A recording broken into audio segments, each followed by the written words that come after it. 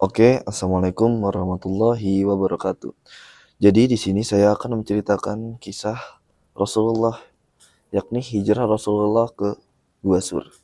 Jadi langsung saja, kenapa Rasulullah hijrah dari Makkah? Yakni ada dua alasan, yaitu Rasulullah SAW selalu mendapatkan cacian fisik dan verbal maupun fisik di Mekah.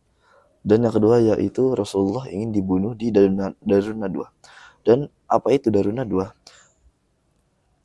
Jadi Darun Nadwa itu adalah kumpulan kaum Quraisy yang ada di salah satu di pinggiran di kota Makkah. Dan saat ngumpulnya di Darun Nadwa, ada banyak yang ikut, yakni para petinggi dari kaum Quraisy, yang yakni diantaranya ada Abu Jahal bin Hisham, Jubair bin Mut'im, Tu'aimah bin Adi, dan masih banyak lagi dan mereka lah yang ikut dalam pertemuan ini. Lalu perencanaan apakah Nabi Muhammad? Jadi di sini ada 3 perencanaan pembunuhan Nabi Muhammad SAW, yakni ada 3, Abu al-Aswad, Al-Bakhtari, dan Abu Jahal.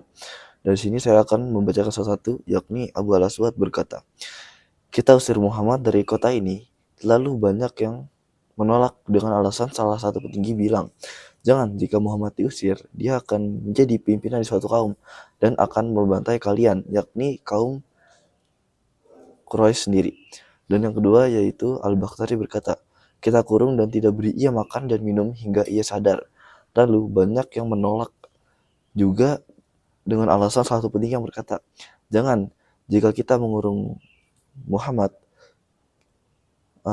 dan para teman-temannya, Muhammad akan mencari dan bisa membantu kita karena kekuatan teman-teman Muhammad yang sangat kuat, yaitu seperti Hamzah, yaitu paman Rasulullah, dan Umar bin Khattab. Dan yang ketiga yakni adalah Abu Jahal berkata, "Kita tebas saja kepalanya," dengan alasan kepalanya ditebas oleh 11 ketua kabilah agar tidak bisa masuk pengadilan, yang akhirnya disetujui oleh seluruh kaum Quraisy. Dan bagaimana Rasulullah tahu jika ingin dibunuh? Malaikat Jibril menyampaikan wahyu kepada Rasulullah dalam bentuk suara lonceng yang keras dan bergetar, seperti suara lonceng. Lalu Malaikat Jibril mengatakan bahwa Rasulullah ingin dibunuh oleh kaum Quraisy. Lalu apa yang Rasulullah lakukan?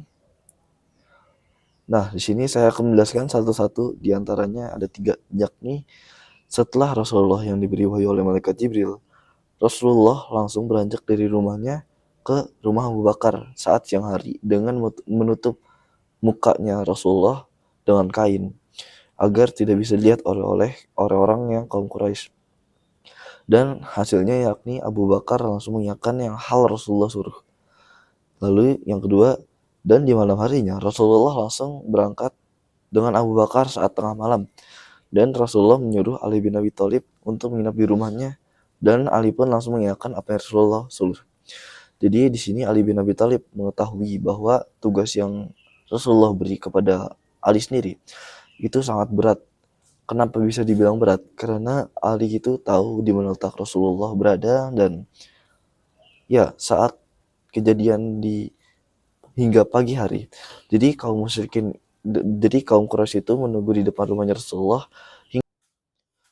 Oke, sedikit tambahan dari saya. Di sini ada yang waktu pas saat Rasulullah di apa yang Rasulullah lakukan, yakni setelah Ali bin Abi Thalib itu menginap dan paginya bangun, dan Ali bin Abi Thalib itu langsung disekap dan langsung di kurung dan ditanya-tanya, dan tetap Ali bin Abi Thalib dengan gigih mengatakan, "Saya tidak tahu di mana letak Muhammad."